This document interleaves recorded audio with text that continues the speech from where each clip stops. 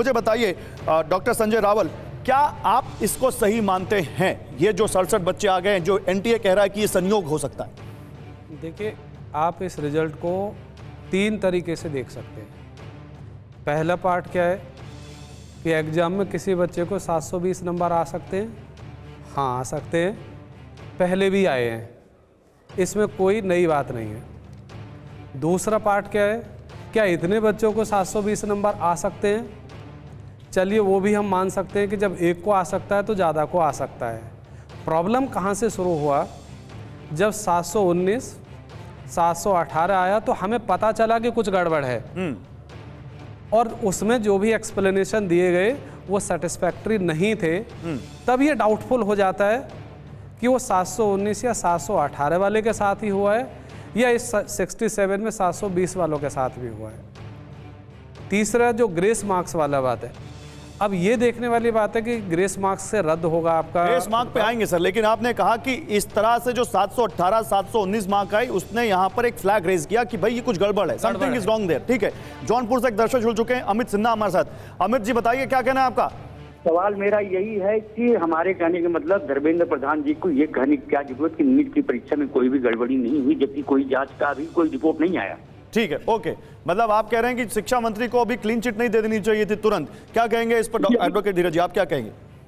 Sir, जो आजकल जो सारा जो प्रकरण है, अगर उस पर हम देखेंगे तो 2 चीज़ बड़ी क्लियर है। और जो अभी कल उन्होंने अपना एक सर्कुलर जो क्वेश्चन आंसर्स फॉर्म्स में एनटीए ने जो रिलीज़ करा है, उसमें सबसे इंपॉर्टेंट बात है कि अभी कुछ दिन पहले तक एनटीए ये नहीं मान रही थी कि किसी तरह का कोई पेपर लीक है। जो भी एफआईआर्स और जो सारी बातें जो स्टेट पुलिस पे है, उसको वो डिफेंड कर रहे थे कि उसमें इम्पर्सोनेशन का मुकदमा बनता है कि कोई एक आदमी दूसरे के नाम बदल के बैठ रहा है, लेकिन लीकेज को नहीं मान रहा था। लेकिन अगर इनका जो 6 तारीख का जो नया नोटिफिकेशन है, जिसमें इन्होंने बड़े सारे क्वेश्चंस को लिए हैं और उसके आंसर्स दिए हैं, उसके अंदर पैरा क्वेश्चन नंबर 31 के अंदर एनटीए ने मान लिया है।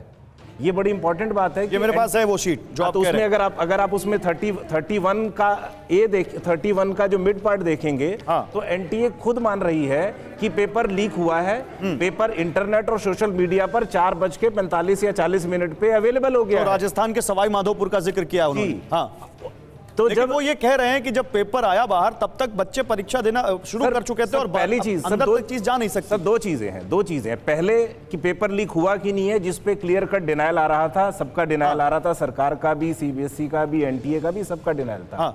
अब जब प्रेशर बना और जो डॉक्टर साहब ने हमारे को पैनलिस्ट, अगर ये 67 टॉपर्स नहीं होते और अगर ये ग्रेस मार्क्स का इशू नहीं होता तो शायद ये किसी को पता ही नहीं चलता। लोग ले चुके आप कह रहे हैं। मेरे साथ अब आप जुड़े रहिए। अलख पांडे जो कि इसी तरह की कोचिंग देते हैं, उनसे भी हमने बात की है, वो इस पूरे मामले में याचिकाकर्ता भी हैं। सुनिए वो क्या कह रहे हैं।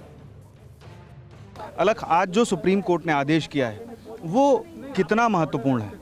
देखिए, वो सबसे पहले इसलिए महत्वपूर्ण है क्योंकि आज पहली हियरिंग थी और एनटीए के डायरेक्टर साहब ने मैटर की सेंसिटिविटी को समझा और वो खुद आ गए। इतनी ही सेंसिटिविटी समझ के अगर रिजल्ट भी बनाते और पूरे मुद्दे की खुद जांच कर लेते तो भारत के बच्चों को उन पर बहुत भरोसा रहता।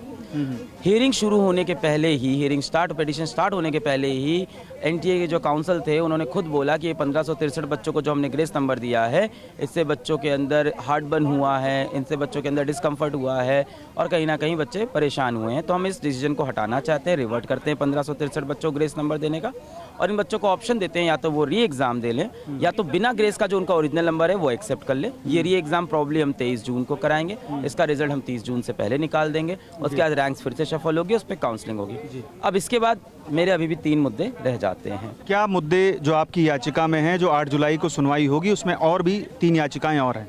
देखिए, 3 मुद्दे मेरे अभी भी रह गए। एक मेन मुद्दा तो ग्रेस का, तो चलिए ठीक है, उन्होंने मान लिया ग्रेस का कॉन्सेप्ट ही फ्लॉड है। अब यहीं से मेरे पहला मुद्दा ये है कि माननीय सुप्रीम कोर्ट को ये भी देखना चाहिए आगे की हियरिंग में कि एनटीए ने खुद से नहीं बताया था कि उन्होंने ग्रेस नंबर दिए हैं। हमारे जैसे लोगों ने 719 नंबर, 718 नंबर, 720 नंबर हाईलाइट हुए कि सेंटर से सारी चीज़ें पकड़ी, तब जाके एनटीए ने एग्री किया। और जैसे ही पहली हियरिंग में माननीय सुप्रीम कोर्ट में आते हैं तो उन्होंने आर्ग्यूमेंट भी नहीं किया एनटीए ने कि ये कैसे सही है। बिल्कुल। जबकि जब वो पब्लिक डोमेन में थे तो वो बोल रहे थे कि हमने 2018 के जजमेंट का इस्तेमाल किया है। कल भी एफएक्यू रिलीज किए, कल तक वो लड़ रहे थे इस चीज़ पे, आज आते ही उन्होंने बोला कि ये गलत है। तो क्या एनटीए ऐसे बहुत सी डिस्पेरेंसीज करता है जो पब्लिक डोमेन में नहीं आ पाती है? क्योंकि ये भी तो मुद्दा उन्होंने नहीं बताया था। तो राइट टू इन्फॉर्मेशन का कितना वायलेशन करता है एनटीए हमें नहीं पता है। और पहली चीज़ आते ही वो एग्री करते हैं कि ये गलत हुआ और कितनी चीज़ें गलत हो रही होंगी, जो जैसे ही माननीय सुप्रीम कोर्ट पहुंचेंगे हो सकता है वो तुरंत एग्री कर जाए। तो फर्स्ट थिंग इज ये कि उनके ऊपर जांच होनी चाहिए उनके डेटाबेस पे। तो देखिए अलग यहां पर कह रहे हैं कि जांच होनी चाहिए और एनटीए पर सीधे सीधे सवाल उठाते हुए मेरे साथ धर्मेंद्र दिल्ली से एक कॉलर जुड़ चुके हैं, उनके पास जाऊंगा। लेकिन डॉक्टर राहुल जो कि नीट यूजी एस्पिरेंट भी है, एनटीए की भूमिका क्या सबसे ज्यादा सवालों के घेरे में?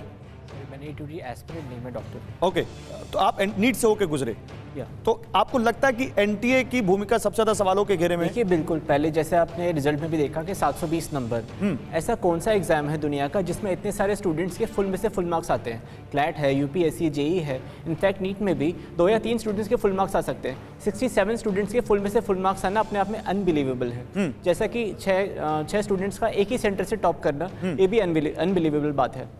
दूसरा, रैंक का इतना ज़्यादा इन्फ्लेशन, मतलब कि एनटीए मान चुके हैं कि 1563 स्टूडेंट्स को जो है ग्रेस मार्क्स दिए गए, बट जो रैंक का इन्फ्लेशन है ना, it is way beyond that 150। Ranking में बहुत गड़बड़ झाला है इस बहुत बार। ज़्यादा इन्फ्लेशन, मतलब हज़ारों में इन्फ्लेशन है।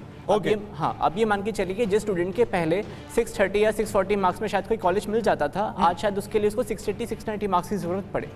इतना ज़्यादा जो इन्फ्लेशन हुआ है, थाउजेंड्स में रैंक का इन्फ्लेशन हुआ है, that is not just because of grace marks provided to 1563 students. आप कह रहे हैं ग्रेस मार्किंग से ही केवल इतनी रैंकिंग नहीं हो सकती, इसमें कुछ और भी है? एग्जैक्टली, कुछ और ठीक है, भी है। ये आपने बड़ा सवाल उठाया है।